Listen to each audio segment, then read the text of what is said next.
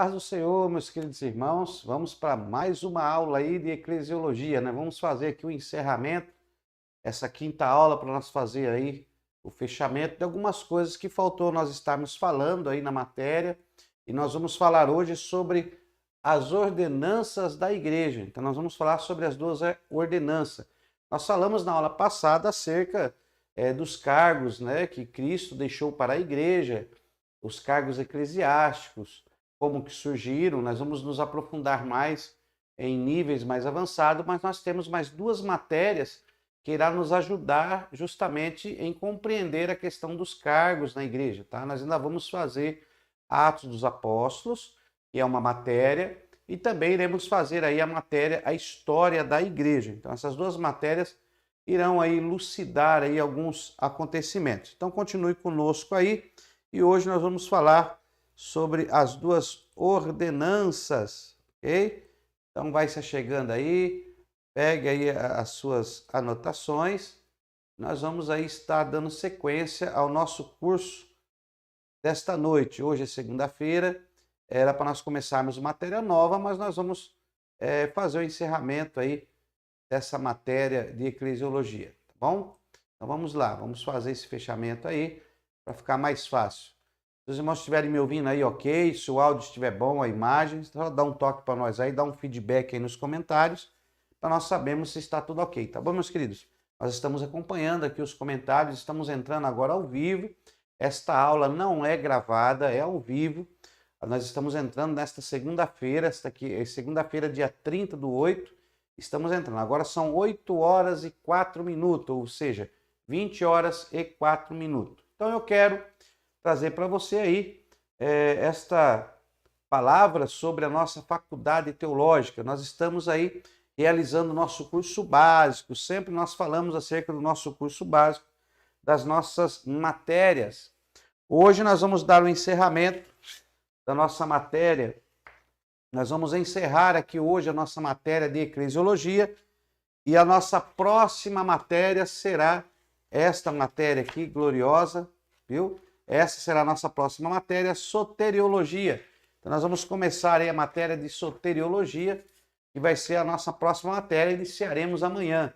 Hoje nós vamos gravar a quinta e última matéria aí do eclesiologia para fazermos o encerramento desta matéria. Então Deus abençoe, seja muito bem-vindo, e nós vamos dando sequência aí ao nosso curso. Eu quero agradecer já a nossa irmã Fabiana Vieira, paz do Senhor, seja muito bem-vinda. Pode se sentir à vontade, pega aí a sua Bíblia, seu caderno de anotações.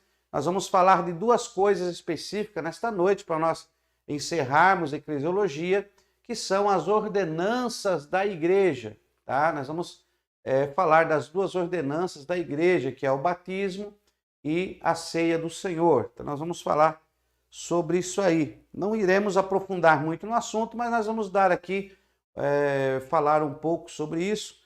E eu creio que os irmãos que estão fazendo aí o curso teológico já têm conhecimento e aprendido até nas suas igrejas sobre estas questões, tá bom? Então nós vamos falar um pouco sobre esse assunto aí.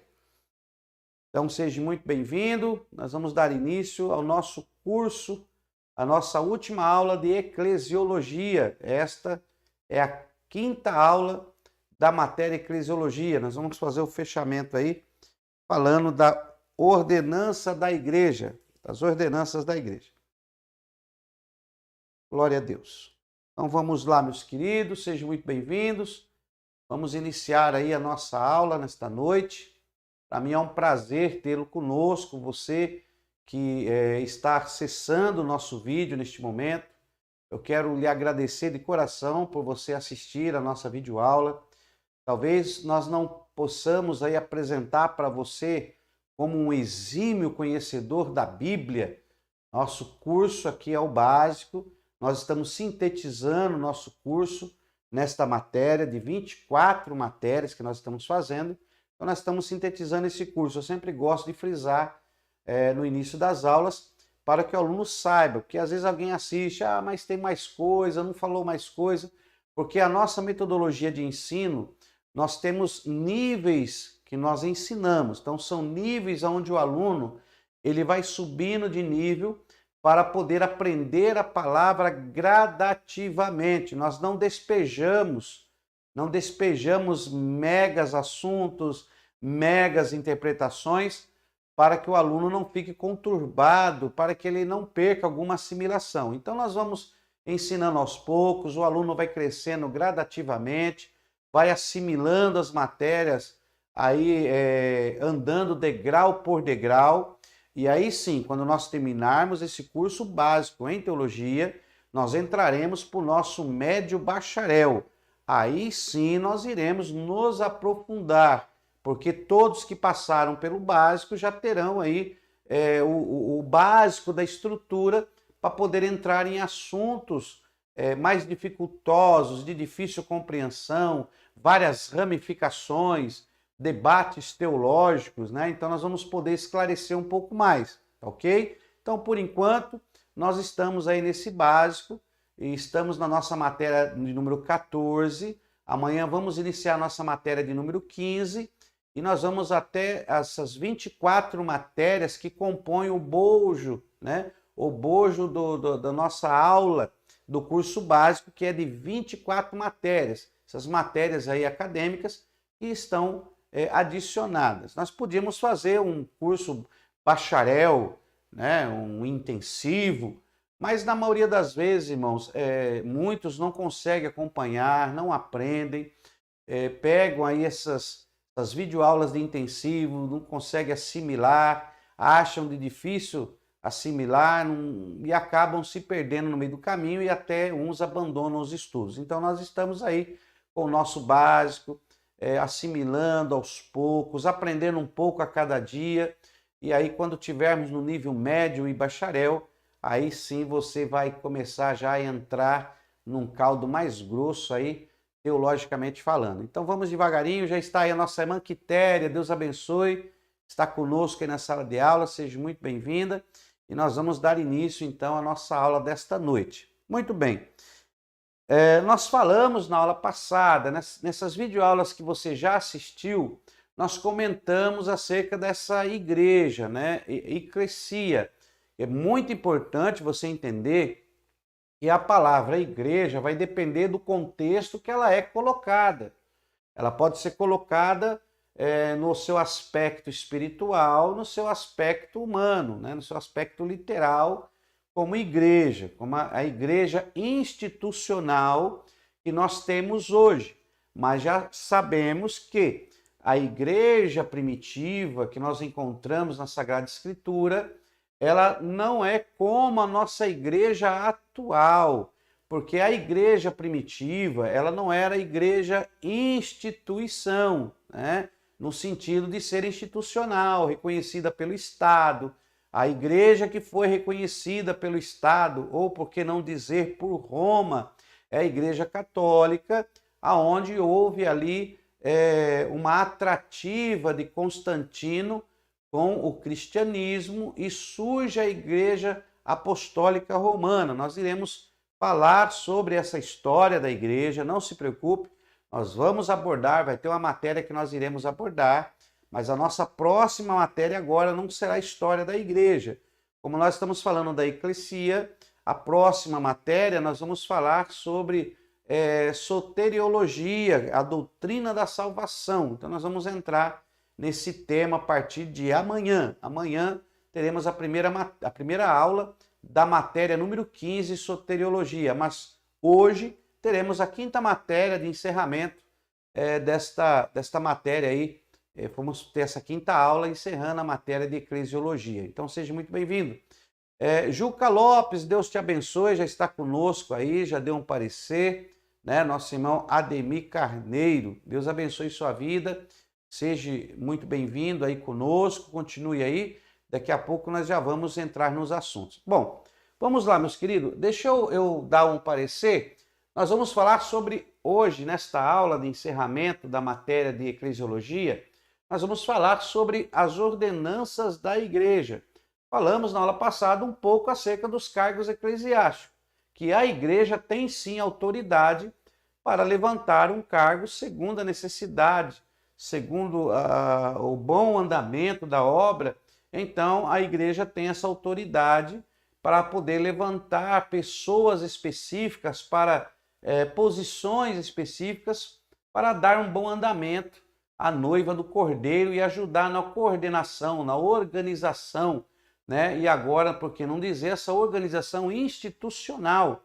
Então nós temos hoje presidentes, vice-presidentes, secretário, tesoureiro, por causa dessa organização institucional, da igreja institucional. Já falamos sobre isso.